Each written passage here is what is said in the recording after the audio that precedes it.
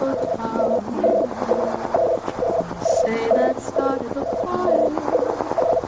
It says that she is a gaunt, black-haired glamour ghoul who comes out through ominous... You're still afraid. Stop it now, I mean it. You know how people exaggerate. They're coming to get you, Barbara. Stop it. You're in... Barbara?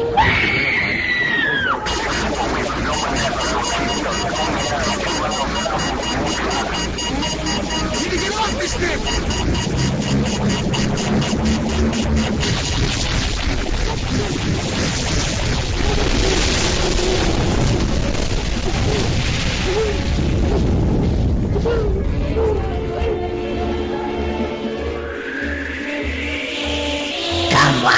Come on, it's time for the Ghost of Hollywood. Oh yeah, the time has come, Nightcrawlers. I'm your host, Poxy Leonard, here with Miss Ragan, and this is the Ghost of Hollywood's Christmas Special. I'm so excited. I've been waiting for this episode since November. It made the last episode so painful to work on. What was wrong with the last episode? Well, it wasn't special, Poxy. I like to celebrate, alright? I'm down with a little celebration. Oh, no you don't, because it's time for you to get a job, old boy. Why don't you have to get a job? This is my job, Poxy. Cool job. Sure is. Now, since you're all humbug about the holidays, maybe I can cheer you up with tonight's film. I'm not totally bummed. I mean, I'm sort of into the holidays, but don't tell anybody, alright? It'll ruin my image. Anyway, what movie are we after here tonight? Like, don't tell me you've got us talking up It's a Wonderful Life or something, because, I like Jimmy Stewart, but I'm more of a Vertigo sort of character. You feel me? How about Silent Night, Deadly Night? Oh, I wasn't expecting that. That's right, everybody. Tonight's film is the 1984 slasher, Silent Night, Deadly Night. It was between this and the 1974 holiday horror flick, Black Christmas. But I wanted to keep things a little campy here, though. We've had some pretty serious movie discussions during the last few episodes, so I figured, why not lighten the mood a little? Yeah, that's right. Why not lighten the mood with a film that features a guy dressed as Santa who goes around killing people because of some serious childhood disturbances? It's the cutest idea of Christmas. Well, when you put it that way... Well, what other way should I put it? I thought you liked Silent Night, Deadly Night. I do. Same cat that made Annihilators. I'm on board here. Black Christmas is also timeless, and in some strange way, I feel like every time I watch it, my valuation of movies that came after, and particularly Halloween, are sort of watered down by their unoriginality. Plus, it would be a little cliche if we talked about Black Christmas, I thought It's a Wonderful Life would have been cliche for us more than a film like Black Christmas. Well, given our track record, discussing It's a Wonderful Life wouldn't be completely out of step. Hence cliche. I'm going with unambitious, but whatever you say. That too. Silent Night, Deadly Night doesn't seem too terribly ambitious either, though. Screw it. Next year, it's all about Christmas Vacation. Kill me now. You don't like Christmas Vacation? Oh, no. Don't get the wrong idea. I love it, but I identify with it too well to ever enjoy it. How so? Well, for a long time, I was sort of the Randy Quaid type, and if I'm honest with myself, that may be the case. I just don't show up unannounced to family gatherings during the holiday anymore. Why not? Well, when they stop inviting you and work to hide the location of said gathering, well, an effort at that point becomes a bit criminal for my taste. And as I get older, I'm kind of pompous and gullible like Clark Griswold, I work so hard to put on the perfect holiday event, and then I sabotage myself and all of my plans in the process. Plus there was that Christmas Eve a few years back where I tied up my boss. Maybe you shouldn't share that on the air, Poxy. Well, you asked it, yeah? And per usual, I regret it. Anyway, when Silent Night, Deadly Night was released in 1984, it was expected that, like most run-of-the-mill holiday horror flicks, the splash in the pond would be predictable and forgettable. But turns out that running an advertisement campaign on daytime television reaches the wrong audience in about every possible way. Yeah, that's true. Silent Night, Deadly Night got the controversial film treatment, but that's sort of what allows us to poke at it historically. The movie itself is this twisted blast of cerebral punishment for any sentimental type, but it's also a load of fun, for special effects and ludicrous gory entertainment. Anyway, my question is this: what is the right audience for this sort of film? Touche, but if we take the low road and talk it up to shock value, then I feel like maybe we're selling the spontaneous results of Silent Night, Deadly Night as a package promotion. Well, that's what Siskel did. He called it a cash grab and basically said it reviled him. Yeah, he also walked out on Maniac, so, whatever. I feel ya. Plus, we're like super trashy at times. I mean, if people could see us talking up some of these classic films in person, sitting around unwashed in our pajamas, making Ernest D. Bass appear well refined by comparison, they may find a completely new confidence in our effort to liven up, some historical rhetoric on movies like Silent Night, Deadly Night. It's a gross movie, and the killer is a total Ken dog on bad, so maybe there's a surrealist grip in that. And I thought I liked to reach sometimes. Oh well, here goes nothing. Alright, wall crawlers, get your head in the place that you want it to be and prepare for the ride. You're tuned in to what may likely turn into some of the sort of Christmas trash fiasco over, the next hour or so, which will probably have similar effects to, say, a night that you drank too much, woke up without remembering anything, and put together the twisted tale of disastrous events by searching for clues on your clothes, phone, etc., only to resolve that the entire ordeal likely went down, similar to some postmodernist story you read on LSD. That punchline was so long it almost sounded informative. I have to work on my delivery, I think.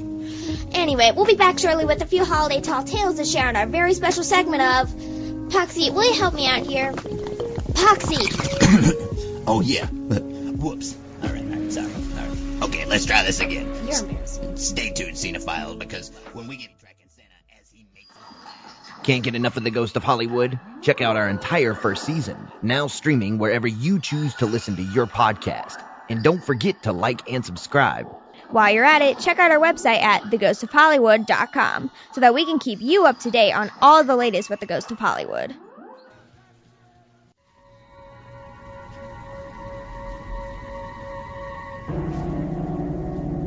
Grandpa? Mom! What you want her for? She can't help you? Nobody can. You scared, ain't you? You should be. Christmas Eve is the scariest damn night of the year. I'd be scared too if I was you. You know what happens Christmas Eve, don't you? You know all about Santa Claus. He brings presents to all good boys and girls. Your daddy told you that, didn't he? Well, I tell you something. Santa Claus only brings presents to them that's been good all year. To the ones that ain't done nothing naughty. All the other ones. All the naughty ones. He punishes. What about you, boy? You've been good all year? You see Santa Claus tonight? You better run, boy.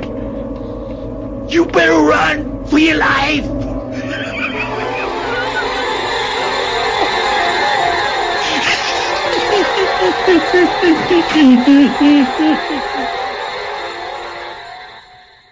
Welcome back to The Ghost of Hollywood. I'm your host, Poxy Leonard, here with Miss Ragan, and it is time for tonight's capsule review. And if the weather outside isn't frightful enough and the fire is too delightful, then let's restore order with the 1984 Christmas slasher, Silent Night, Deadly Night. That's right, for all you boys and girls out there who've been bad this year, beware, Santa will punish you. Come on now, Reagan.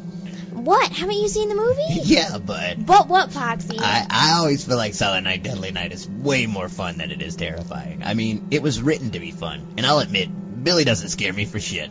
The beginning of the movie is pretty eerie, though, with the grandfather in the nursing home wilding out, and the killer Santa on the road. Now that guy was scary. I mean, I agree. Maybe he should have been the killer the entire movie. But anyway, for those of you yet to see this campy Christmas catastrophe, the story of Silent Night, Deadly Night begins with a young Billy Chapman whose parents are murdered on Christmas Eve along the side of the road by a madman in a Santa suit.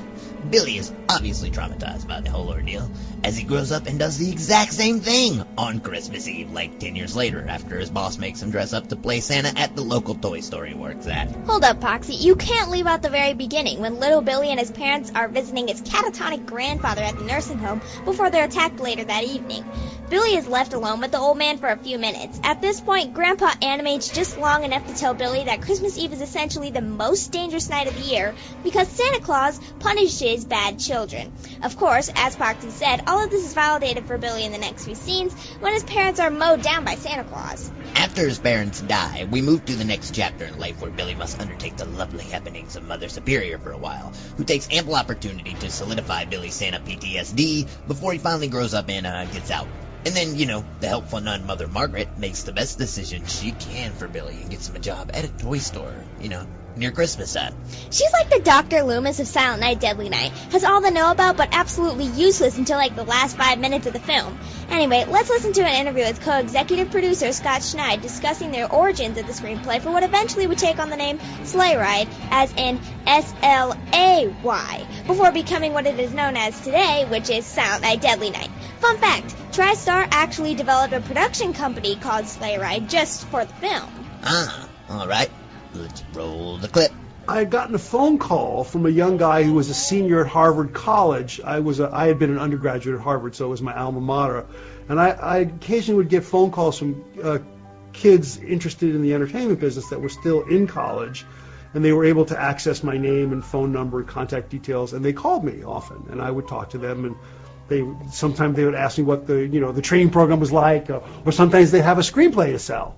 And Paul, in this case, Paul Kamey, who was a senior at Harvard at the time, had just written a screenplay called He Sees You When You're Sleeping. And he asked me if he could send it to me, if I would be willing to read it. So I said, sure. And he told me what it was about. And it was about a killer on the loose in a small town on Christmas Eve, I believe. And I said, well, that sounds interesting, because I always had liked horror growing up. And obviously this was the time of Friday the 13th and Halloween, and I was getting the feeling that I didn't really want to be an agent, that I was really interested in maybe producing.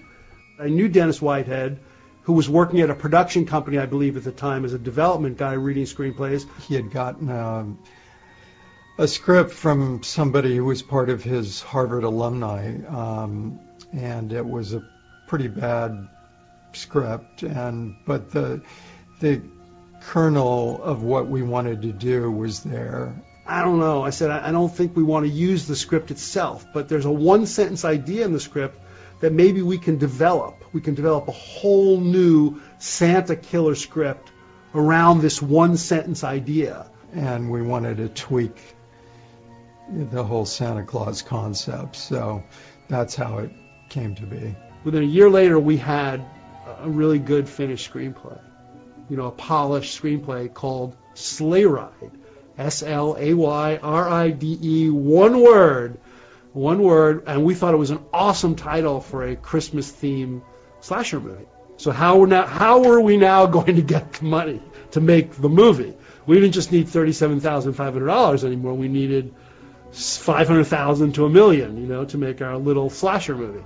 I don't think we had shopped it around to more than one or two people at the time.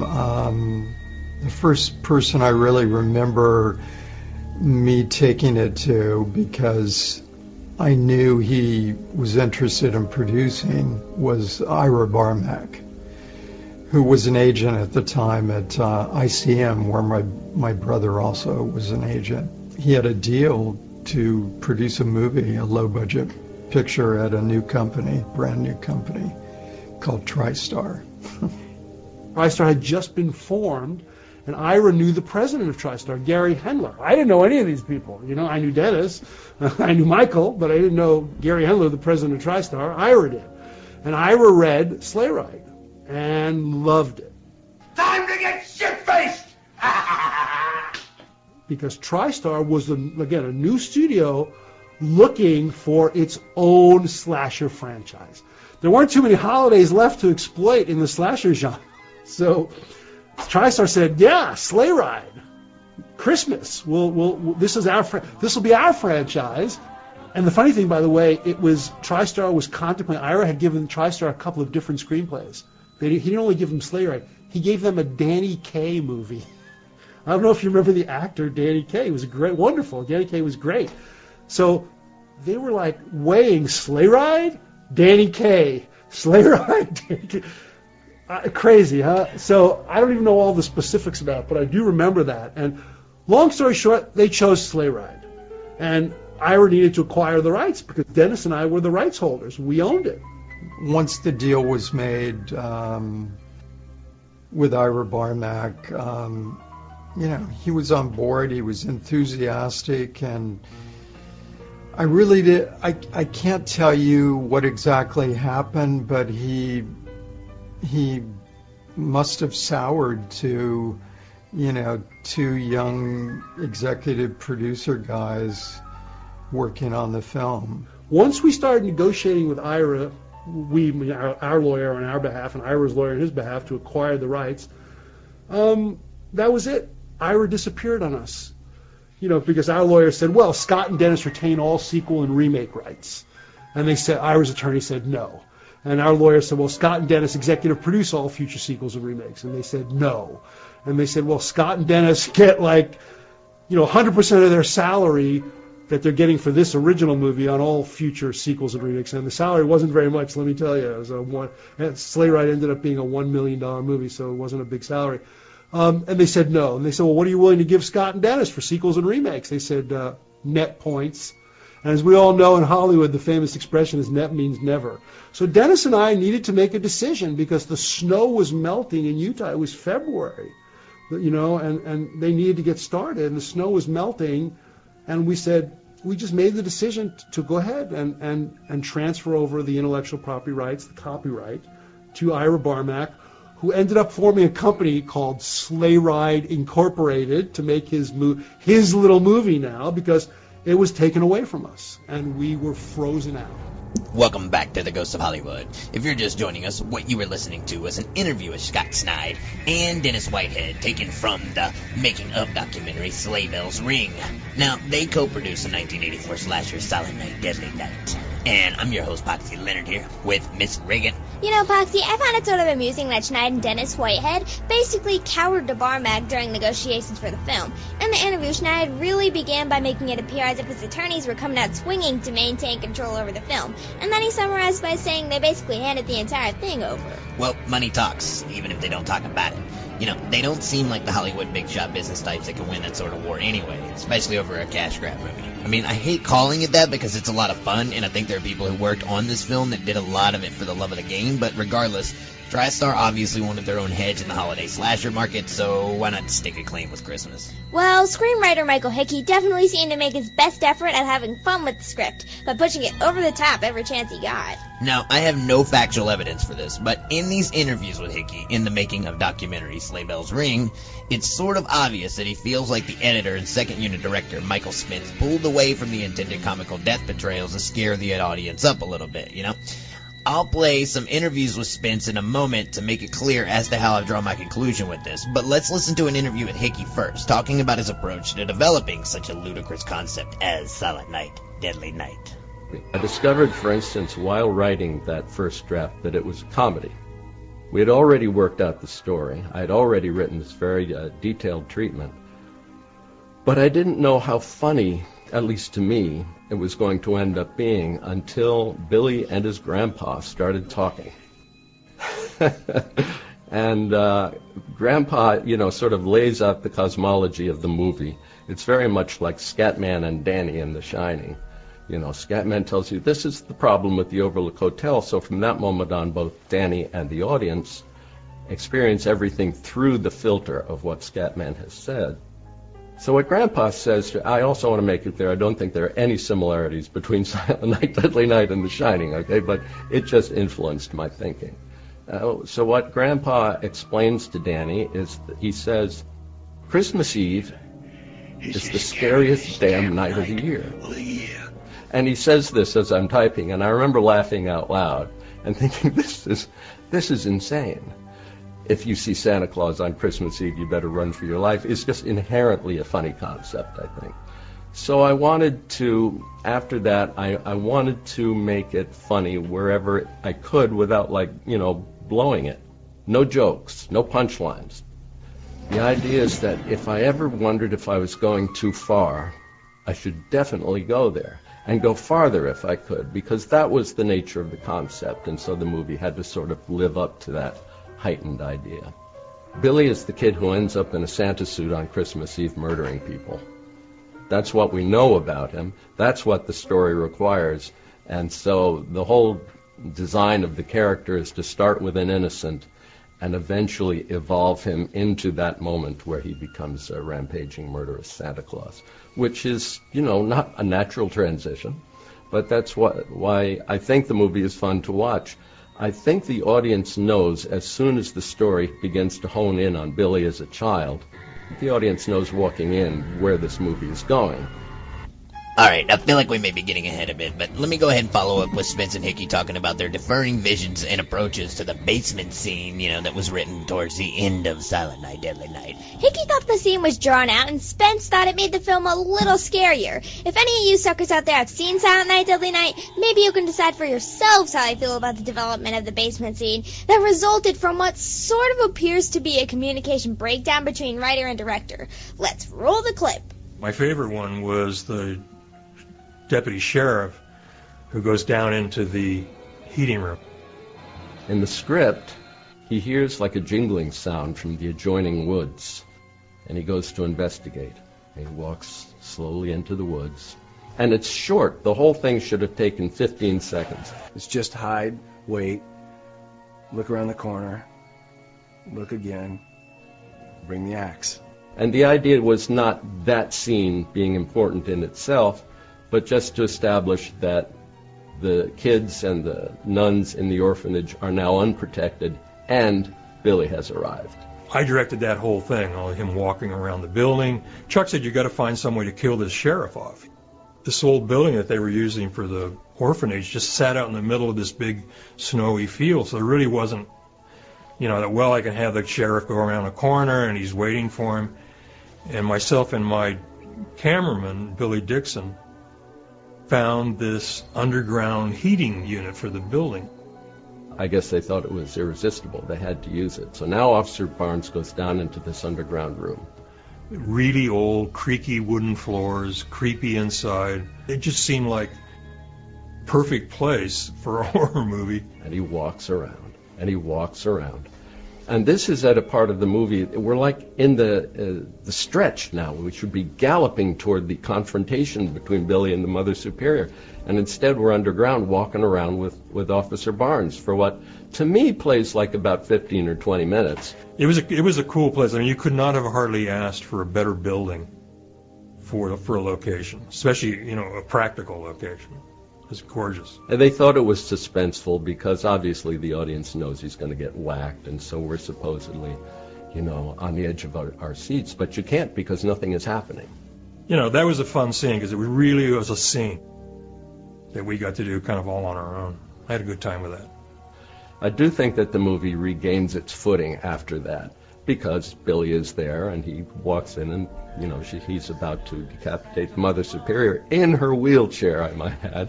This is an example of if you can go too far, go there. I mean, either these two didn't see eye to eye, or Hickey's vision never found its way to Spence. Spence did the best he could with what he had on hand, and Hickey just wasn't happy about how it turned out afterward, maybe? I don't know. And that's what I'm thinking, because Spence doesn't seem to harp on the script as much as he talks up his efforts at developing the basement scene. However, he does seem pretty annoyed with the comical aspects of the sledding scene where Billy cuts off the dude's head while he's riding down the hill. Well, regardless of how those two felt, I feel like Slay the Bell's creators were clever in how they edited the program so that you're able to get this hint at the underlying agitation within the production crew and what became the end result of their personal efforts on screen. I mean, none of these people seem too thrilled with their experience working on the film. Well, except for one guy. And that one guy is Robert Brian Wilson, who plays the legendary killer Santa role, Billy Chapman, in Silent Night, Deadly Night. He seems equally pleased with his role now, and had no issue talking about the fun he had working on the film. More on that when we return, but now it's time to check in with Santa to see how things are finishing up out there in the night sky. Hang on. Let me see if I can get him on the phone.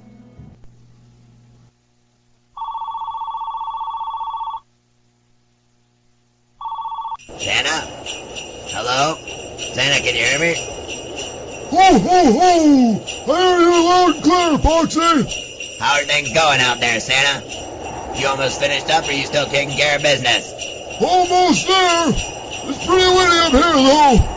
Why don't you play a song or something to pump me and the boys up out here? Alright, Santa.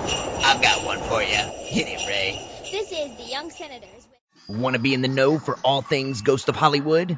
Check out our website at theghostofhollywood.com for all the newest episodes and updates. And don't forget to listen every other Friday live on KBOO 90.7 FM Portland. If you're not local, you can also find us live on KBOO.FM. And while you're there, please consider donating to Portland's very own listener-powered radio. Hopefully that'll give you a little juice to keep things moving along out there before the sun comes up. I'm Poxy Leonard here with Miss Ragan, and you're listening to The Ghost of Hollywood. Now, before the break, Ray and I were talking a little history on the 1984 slasher, Silent Night, Deadly Night. You like that one better? Well, better? I don't care. Oh, come on now. All right, Silent Night, Deadly Night.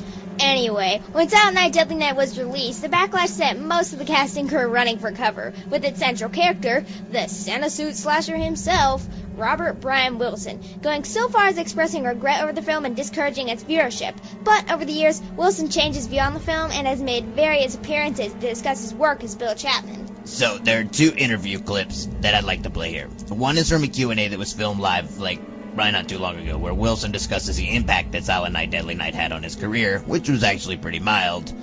And the others are from the making of documentary Slay the Bells, and Wilson seems to enjoy talking up his experience playing a spree killer here. Now, be ready, because he tries to downplay how exciting he found his kill scenes, which sort of laces his true character with a bit of ominous pretense that some of you may have been unaware of prior to this. He'll also talk about how his role basically landed in his lap after he was approached about the position during a party, and then encouraged by his girlfriend to follow up on the prospect. Okay, we've said enough. Roll the clip. I'm not going to get into too much about the movies because I know we're going to open this up for the fans to ask questions about the films. So I'm going to, I want to talk because, one thing that Silent Night, Deadly Night was in the era of the video store era, right? So you guys, were probably aware of, the impact that those films had on a generation, but also the impact of that kind of, late night culture, like the way that the films were, kind of guerrilla style of releasing, they had the trucks going around, videotapes. Like, were you guys involved at all when those films came out in the way that they were released, or did you guys get to feel any of that? For myself, no, yeah. I was not involved in any of that. It was just one of those things where I shot the film, got on a plane, went home, and a few months later they said, hey, it's going to be released, and that was all that I was aware of. And then a couple of weeks later it was pulled because of the content. But did that have any, I guess when it got pulled, did you, obviously were recognizable at the time, did you ever have any encounters personally because of the way that those films were pulled and impact that way as well? Myself, no. I never had anyone come up. Nothing ever came from the film that was negative or positive. No one really said much about it, to be quite honest. As a matter of fact, Hollywood, some folks thought that, you might be just pushed around in Hollywood because of doing a film of that sort. According to Siskel and Ebert, we should all be, pushed into a hole. But the fact that, Hollywood is, I find it a very forgiving town.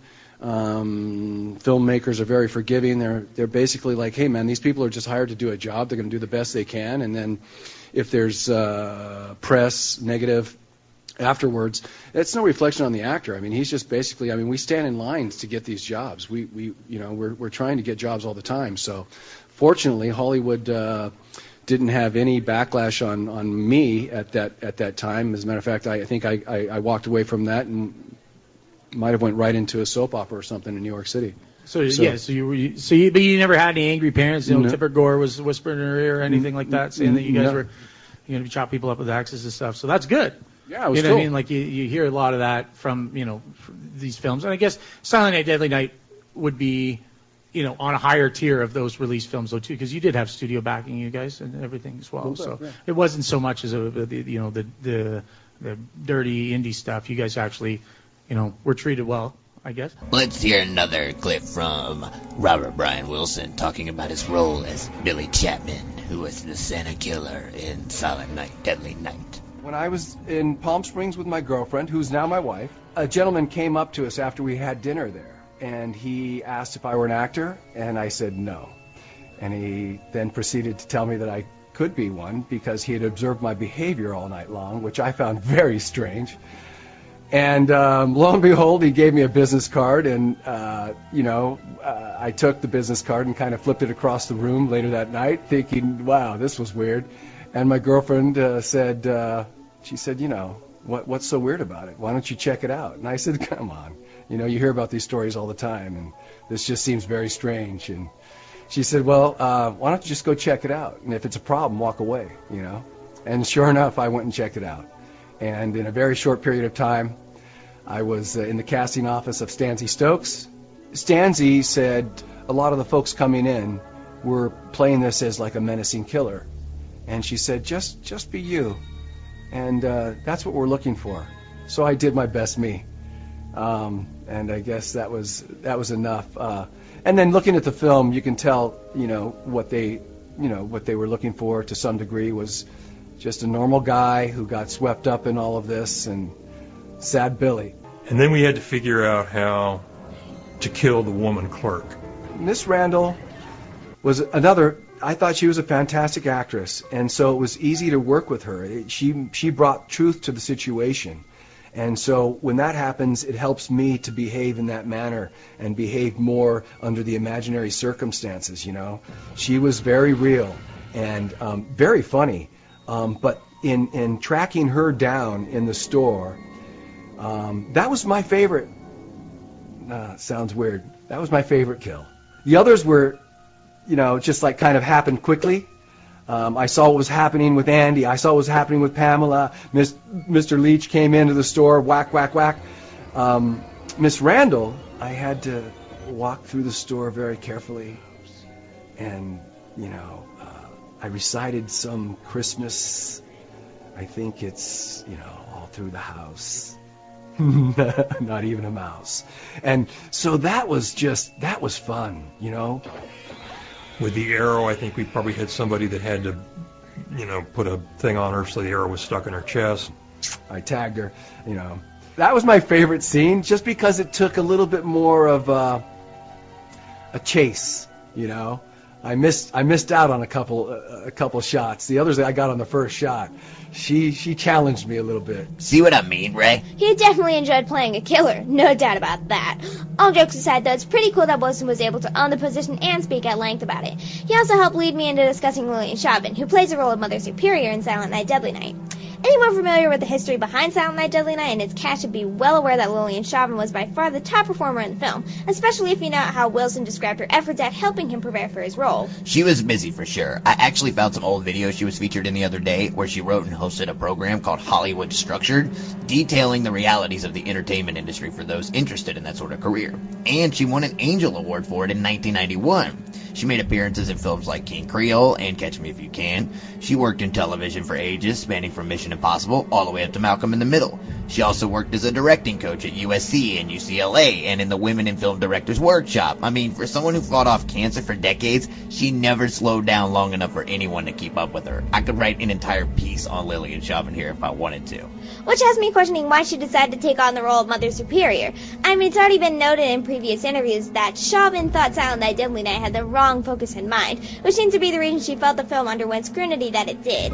Regardless, she made use of the experience and kept on trucking. It also goes without saying that she did a fantastic job at playing the true villain of Mother Superior.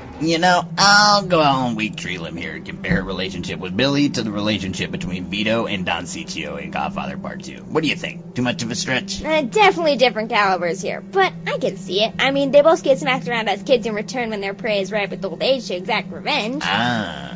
Mother Margaret, who is Mother Superior's literal antithesis in Silent Night, Deadly Night, was played by Gilmore McCormick, who has a fairly extensive background in entertainment as well.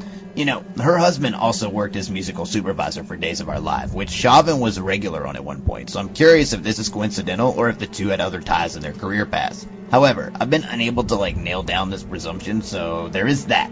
Now, let's turn to the screen queen of horror cinema, Linnea Quigley. Quigley had just finished working on Savage Streets with Danny Steinman, who is infamous for his campy directorial work in Friday the 13th Part 5, so she was no stranger to this style of film, even then.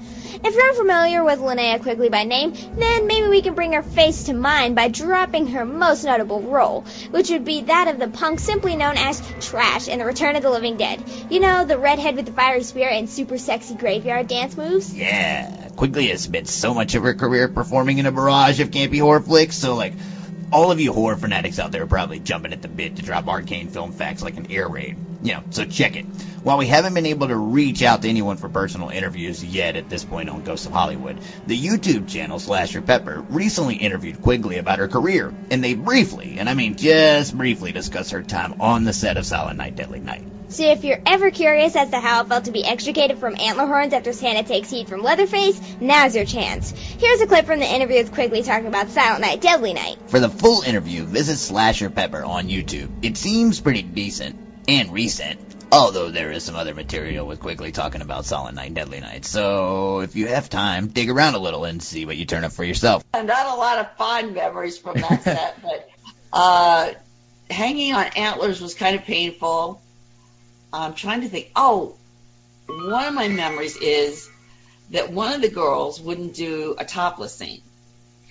And my scene, of course, had to be topless because of the antlers and because they wanted some nudity, I guess, in it. And the girl got a diamond necklace, a little diamond, necklace. I heard about it, and I thought, oh, if I do this scene, I'll get one too. But, I didn't get one, so I was, kind of disappointed. That's cool. And how did you feel about the negative response to the Silent Night, Deadly Night film upon its release? Well, I was in Mexico, and my manager at the time let me know that there was, this big uproar, and I couldn't understand that because, we were working on a film, and when you work on a film, it's hard to see it like other people see it. So I thought, I don't understand why there's a big uproar about this. It's just a slasher film. It's, no more than, Freddy or Friday the 13th. So I couldn't understand it. But it's funny actually now. The 13th. So I couldn't understand it. But it's funny actually now. Oh, come on. No necklace? Really? What a rip. Anyway, she was way underutilized in Silent Night, Deadly Night. Well, let me run another interview clip taken from the After Movie Diner podcast where Linnea Quigley talks a little more about what she had to do to fulfill her role in the film. All right, roll the clip. And what did they have to do, just lastly on Silent Night, Deadly Night, what did they have to do to achieve the impaling on antlers thing? I mean, is that actually you hanging up there, or was there a body or something? Yeah, back then they liked to really torture you. Right.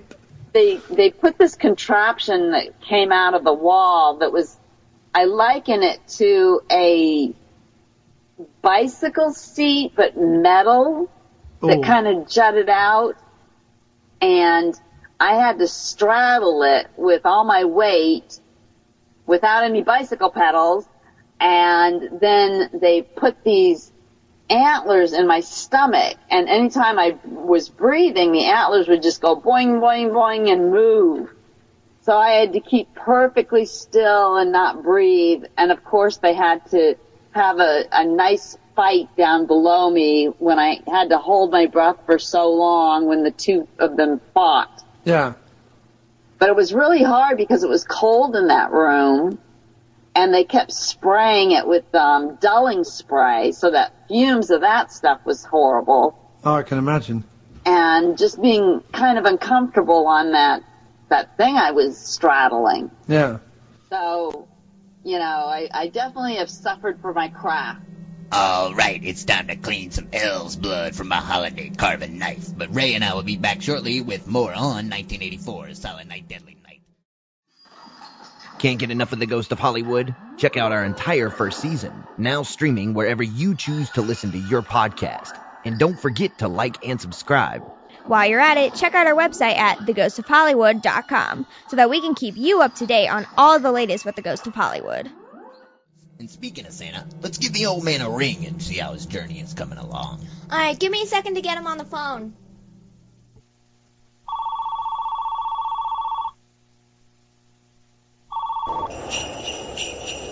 Hello? Hey, Santa. How you holding up out there? I'm freezing my ass off, and Rudolph needs a battery change, but we're hanging in there. All right, Santa. Not long to go now. How long before you're here? Oh, not too far out. Tell Poxy I said good luck. Ho, ho, ho! Ragan, Yeah? what's Santa talking about? Oh, nothing important. Yeah, I hear you. Anyway, it's time to turn our attention back to tonight's capsule review, where Ray and I have been discussing the 1984 Santa slasher, Silent Night, Deadly Night. So, check this out. Barry Botkin composed the score for the soundtrack to the film, apparently improvising most of it while he watched a rough cut.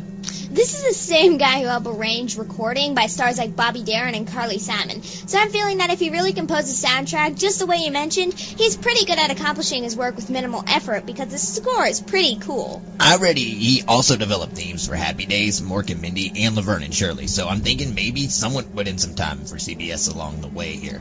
He did actually win a Grammy for Best Instrumental Arrangement for a theme in The Young and the Restless, too, oddly enough. I have a feeling anyone aware of Perry Bobkin's work probably finds his involvement with Silent Night, Deadly Night much stranger than working on The Young and the Restless. Anyway, Poxy and I couldn't resolve a better cinematic dumpster fire than the aftermath Silent Night, Deadly Night left in the wake of its theatrical debut.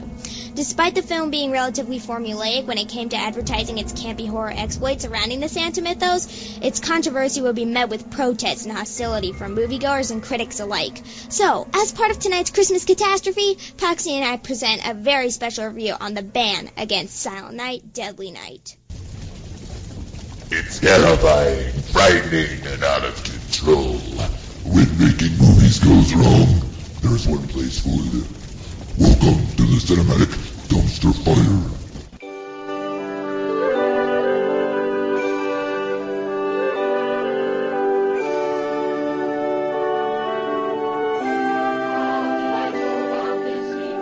Was the night before Christmas, when all through the house not a creature was stirring, not even a mouse.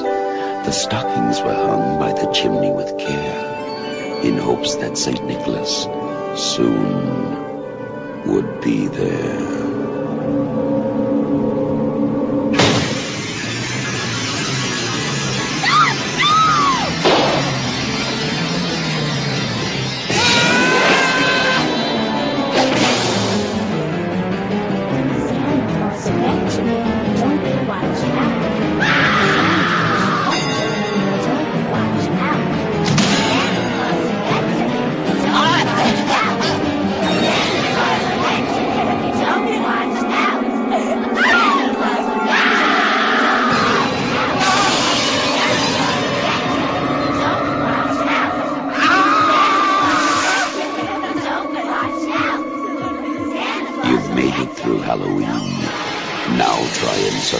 Christmas, Silent Night, Deadly Night. Our X-ray subject this week, the controversial Santa Claus killer movie, Silent Night, Deadly Night. Actually, there have been two controversies about Silent Night, Deadly Night. Even before the film was released a couple of weeks ago, its TV ad campaign caused a furor with its brief depiction of an axe-carrying Santa Claus. The distributor of this film, TriStar Pictures, which is co-owned by Columbia Pictures, CBS, and Home Box Office, pulled the commercial out of release after a week of protests by parents led by a Milwaukee group. Of course, commercials like that usually die out after a week anyway, so thanks a lot, fellas. But there's no question in my mind that the showing of Santa with an axe on free TV and commercials is sick and sleazy and mean-spirited. So let's repeat the names of the people who did it. TriStar Pictures, co-owned by Columbia Pictures, CBS, and Home Box Office. Shame on you. Now, as for the film, I've got news for you. It's worse than the TV ads. Telling a typical mad slasher story about a boy who witnesses his father being shot and his mother being stabbed to death by a maniac in a Santa Claus suit. So now the traumatized kid grows up and is asked to work in a toy store as Santa one Christmas, and it freaks him out. He impales one naked girl on a set of antlers, there's another woman with a bow and arrow, and another with a knife, and yet we even see Santa give one little girl a bloody knife as a gift, and threaten another little girl with physical punishment as she sits on his lap. You might think that it would be funny, Roger, or it's played as quite sick in the film. So let me repeat the names of the writer and director and producers of this film. Michael Hickey wrote the film, Charles E. Sellier Jr. directed it, and Ira Richard Barmack produced it. You people have nothing to be proud of, even if you made a few bucks off of all the negative publicity. Your profits truly are blood money. And Silent Night, Deadly Night now has the distinction of joining I Spit on Your Grave as one of the two most contemptible films I have seen. And I don't mean to think it's campy. It really is quite awful. I'm glad you mentioned those people's names because quite frequently they think, gee, we'll make this exploitation film, we'll be able to buy our Mercedes and live in Bel Air and nobody will ever know what we did. But I would like to hear them explaining to their children and their grandchildren that it's only a movie.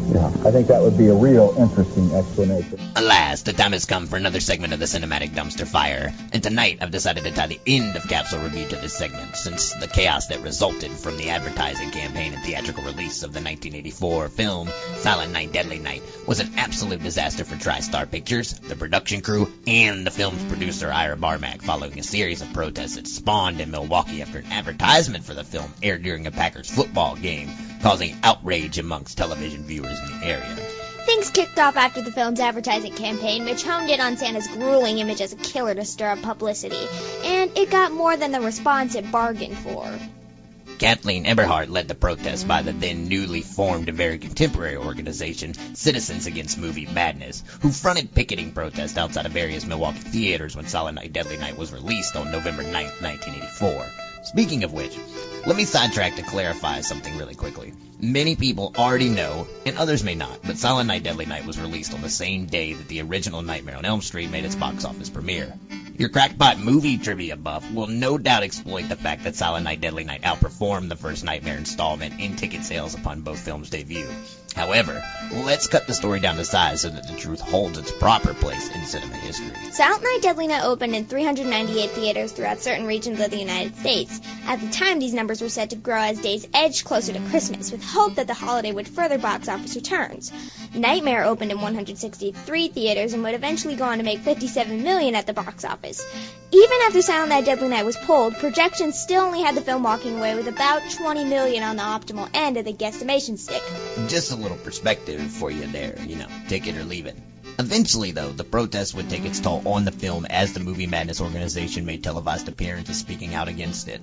Reviews would also pour in against it, and opportunists would find their chance to lash out against the rise of splatter films.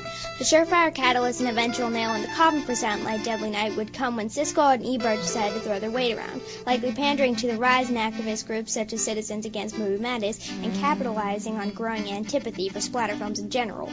But I won't go without saying that everyone took the bait. However, it's clear today that TriStar didn't get far enough away from the bomb before they detonated it. This is true. In an interview on HalloweenLove.com, Bruce Klieger says that he was well aware of the controversial approach he had when designing the film's poster. On it, in case anyone out there hasn't seen it yet for themselves, is an image depicting Santa climbing out of a chimney with a bloody axe in hand. When asked about the picture, Klieger said, and I quote, "When you turn the image of Christmas upside down, you produce controversy," unquote. So, I feel like this makes his intentions pretty clear. In describing the history behind the poster's development, Klieger says, "The shoe was done during the summer. Santa was very hot in his red suit. The axe handle was too short, so we had to get another axe handle to make it longer. We couldn't find any red leather gloves, so we painted the gloves red. Santa could not fit in the chimney, so we had to alter it." Now, for the full interview with Klieger and for an opportunity to meet alternative design options he tinkered with developing the poster, visit HalloweenLove.com. Eventually, the film saw enough outrage that it was pulled from theaters entirely, and at that point, no one involved even put thought into attempting farther distribution. I've also read that Barmak would have to buy back the distribution rights from TriStar, who ran for cover after fear grew over the possibility the bad holiday press from the film could potentially bleed over into the laps of the company's investors from Coca-Cola. So by the end of 1984, Silent Night, Deadly Night would virtually die on the altar that it initially hoped to profit from. Maybe Lillian Chauvin was right about the approach the film had taken, but that opinion seems more credible when applied to the marketing campaign supporting it, rather than the movie itself. And while it can be argued that this was the kill shot in Charles Salyer's directing career, Silent Night, Deadly Night would eventually find a cult audience after it finally released on video in 1986. It would even go on to have 5 sequels, and the second being the best of the 4 films. So go check it out, to see what happens to little Ricky after Billy passes on at the end of the original. Mickey Rooney somehow even found his way into the 5th installment, so if you want to see Andy Hardy piss all over his own opinions concerning the outrage surrounding the original, well, have at it. At the end of it all, Citizens Against Movie Madness was short-lived, and the long-term results from the efforts of boycott against the film proved predictable in garnering the film enough attention to thrive in the world of cult collectors and video nasty vaults anywhere and everywhere. When a remake came out, no one cared. Poxy and I haven't seen it, so we can't vouch, leaving the decision up to you. All right, that wraps up another segment of the Capsule Review and a cinematic dumpster fire. After that, I've got the stakes set high as we close the night out with our very special segment of the worst calling game show known to Earth, Scenes or Death, right here on The Ghost of Hollywood.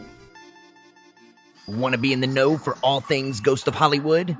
Check out our website at theghostofhollywood.com for all the newest episodes and updates. And don't forget to listen every other Friday live on KBOO 90.7 FM Portland. If you're not local, you can also find us live on KBOO.FM. And while you're there, please consider donating to Portland's very own listener-powered radio. And now it's time for Scenes or Death, right here on The Ghost of Hollywood. Here's to you, Ragan. Now it's about time to wake up those sleepy little people out there to unwrap all the lovely gifts my friend Santa left behind. But first, let's shake off the holiday hangover with a few rounds of the worst calling game show on Earth, Scenes or Death. Now, I know you're tired and clinging to caffeine like it's your last lifeline before tuning in to harder substances, but listen up, because the rules of Scenes or Death are simple. I play a clip from a movie, and anyone out there listening right now can call in and take a shot at guessing what movie the scene was taken from. If you get it right, well, good for you. But if you get it wrong, well, hang on a second. Has he shown up yet? Has who shown up yet? Santa, I told you he was coming by after he finished his round, don't you remember? What's he want? Well, I asked him to stop by and help me out with Scenes or Death. How's he gonna help you out with Scenes or Death? Ho, ho, ho! Oh, hell no. Get away from me with that axe, you old cookie crazy. You old cookie crazy velvet balloon, get away. What's gotten into him? I thought you said he'd be okay with this, Ragan. He'll be fine. Hang on a second, Santa. Get back here and stop being such a wimp. Look, reviewing Silent Night, Deadly Night is one thing, but you're pushing it. Poxy, we're lucky Santa even showed up. Now get back here and do your job. Fine. As I was saying, if you get the answer wrong, Santa here is going to have a go at his axe throwing skills with my friend Poxy. You even think about hitting me with that axe and it's on, Santa. Oh, calm down, Poxy. Where's your Christmas spirit? Spirit clip. All right, wall crawlers, stand by your phones. It's time to air the first clip. Lieutenant Fuller. Yeah, Nash, what is it? A phone company's on the other line, sir. They say they got a trace on this one. Yeah, let's have it. He says the calls are coming from number 6 Belmont Street. For Christ's sakes, Nash, you got it wrong. That's where the calls are going into. That's where they're coming from, too, sir.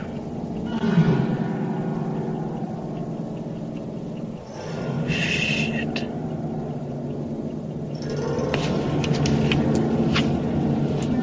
Jennings?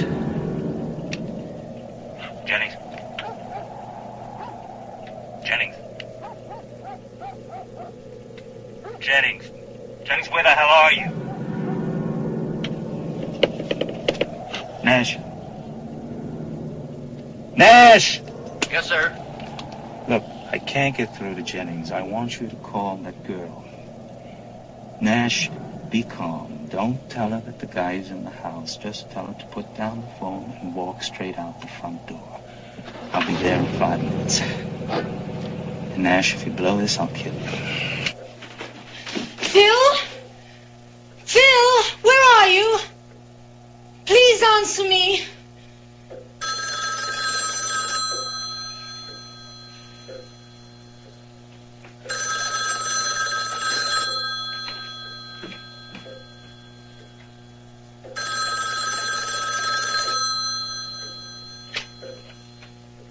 Hello? Who is this? It's Jess. Miss Bradford, this is Sergeant Nash. Are you the only one in the house? No. Phil and Barbara upstairs asleep. Why? All right. Now, I want you to do exactly what I tell you without asking any questions, okay? No questions. Now just put the phone back on the hook, walk to the front door, and leave the house. What's wrong? Please, Miss Bradford, please just do as I tell you. Okay. I'll get Phil and Barbara. No, don't do that, Jess. Jess, the caller is in the house. The calls are coming from the house. Jess! Jeff, get up! And don't go up there.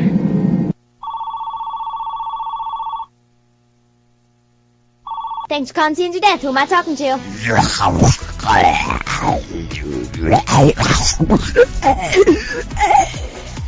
Oh, go on somewhere with that crap. I knew someone was going to pull one over on me after I played that clip. Well, technically they got it right. Whatever. I couldn't understand a word they were saying. Shall I do the honors? Whoa, okay. Enough of that for me. Now, Santa, put the axe down before someone gets hurt.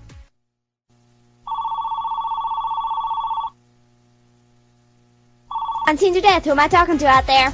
This is Ricky calling from Los Angeles. Happy holidays, Ricky? What has you up so early this morning? Just got done visiting with Santa a few hours ago, and now I'm waiting on the kids to get up. Aw, how sweet. Shout out to Santa, by the way. Merry Christmas, Ricky, old boy. Alright, Ricky, can you guess that clip? That one came from Black Christmas. Nice one, Ricky. Thanks for saving my hide, dude. No problem, Poxy. And to be honest, the last caller totally gave the answer away. Alright, you survived that one, Poxy. Let's see if your luck holds. Roll the next clip. My cousin Dale was always fighting bad ideas. See, Dale loved Christmas. We used to call him Jingle Dale. He wanted Christmas to last all year long. He sure would scream out when his mama told him it was summertime and Christmas was 6 months off. And also, he would say that he felt those men with black rubber gloves was following him around. Dale said that trust and the spirit of Christmas was destroyed by ideas being controlled by aliens wearing black gloves. These aliens would get Dale to do all kinds of things. Then he'd carry on about the weather. Talk about how rain falls controlled by aliens living on Earth. Aunt Rudy told Dale that one day he would realize that the alien wearing the black gloves was him, and him alone. Well, it sounds like old Dell's more than just a little bit confused, Peanut. Well, Dale was learning a hard lesson. It got so he'd stay up all night making sandwiches. Dell, what are you doing?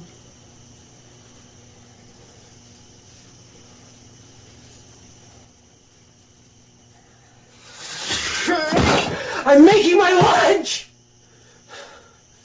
Mama told me Aunt Rudy, that's Dale's mama, found cockroaches in Dale's underwear.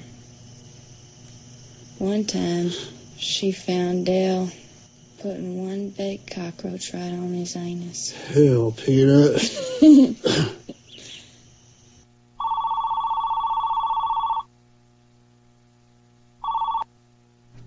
You're on Scenes of Death. Can you name that movie clip? I'm almost positive It's from Wild at Heart. Well, that's not what I was going to say, but... It's from Wild at Heart. Poxy! No, Poxy, that was a naughty thing you just did there.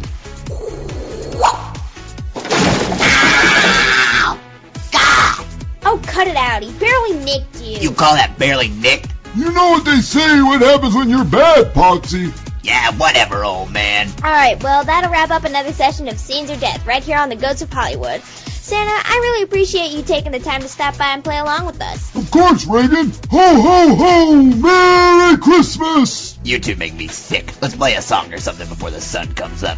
Alright, what you got, Poxy? Well, if he was still with us, the late and great Lemmy Kilmister would have been finishing up probably, one of the wildest birthday celebrations in the history of mankind. But he's not. And that said, I couldn't think of any better way to possibly end this show. This is Run Run Rudolph in memory of Lemmy Kilmister. From all of us here with the Ghosts of Hollywood, thanks for tuning in. We'll see you in 2 weeks. Merry Christmas, you filthy animal.